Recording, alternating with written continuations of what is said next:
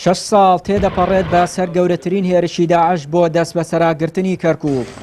هێرشەکە لە 4 قۆڵەوە ئەنجام درا، تیایدا سەدان چەکداری مەشق پێکراوی داعش بەشدار بوون و بەدەیان ئۆتۆمبیلی گول لە نەبڕ هێرشیان کردە سەر سەنگەرەکانی پێشمەرگە.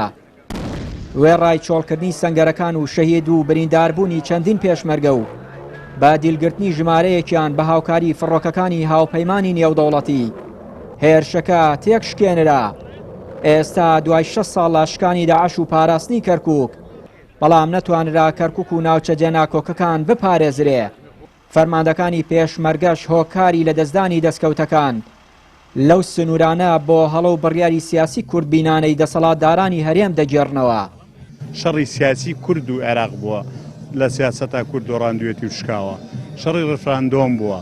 شەڕی ئێمە وەکو هێزی پێشمەرگەی کوردستان نە ئیرادەمان ڕۆژێ لە ڕۆژان لەق بووە بە دوژمنەکانمان و نە دوژمنەکانشمان توانیوێنە ئەوانەمان پێ بکەن ئەگەر لایەنە با بڕێن دۆڕانە سیاسیەکە نەبووایە، با زیاتر وا ناوی برین. بۆیە دۆڕانی سیاسی ئەم کاریگەری کردوتە سەر ئێستای کەرکووک و ئێستای کەرکووک هەر ئەبێ بە چۆنەڵێ قڵببوونەوەیەکی تر بە شێوەیەکی تازە و بە نەوەیەکی تر کەرکووک گۆڕانکاری بەسەرا بێتەوە. ئەتوانین بڵێن هەموو شۆڕشەکانی کورد، هەموو ئەو نەهامەتیانی کە بەسەر کورد هاتووە هەمووی لەسەر کەرکووک بووە. لە ماوەی 4 ساڵە کە داعش هات پەلاماری کەرکووکیدا ئەو قوربانی کە لە پێناوی کەرکووکا درا، داعش بە گەورەترین هێزەوە زیاتر لە 7 جار پەلاماری کەرکووکیدا، بەڵام بە خۆڕاگری هێزی پێشمەرگە و خەڵکی کەرکووک و دەستگا ئەمنیەکان بە عام توانرا ئەمن و ئاسایشی ئەو شارە پارێزەوە بە شاهێدی خەڵکی نەتەوەکانی تریش ئەتوانن ئەو شاهێدیە بدەن. بەڵام بۆ نەتوانرا ئەو دەستکەوتانە پارێزەیە بەڕاستی ئەوە پرسیارێکە لای هەموو تاکێکی کوردە، ئەو پرسیارە ئەبێ قیادەی سیاسی کورد جواب بدەنەوە، ئەگەڕێتەوە بۆ ئەو ناکۆکیی لە ناو قیادەی سیاسی کوردە هەبوو بەداخەوە کە دۆخی کەرکووک بەم وەزعی ئێستا گەیشت. لە کاتی دروستبوونی داعش تا دوای ڕفراندۆم و ڕووداوەکانی ئۆکتۆبەر، پێشمەرگە توانی بەرگری لە خاکی کەرکووک و ناوچە جێناکۆکەکانی دیکە بکات. چاودێرێک پێی وایە ئێستاش بەهۆی بڕیاری هەڵەی سیاسیەوە دەستکەوتەکانی دیکەی هەرێمیش لە مەترسیدایە.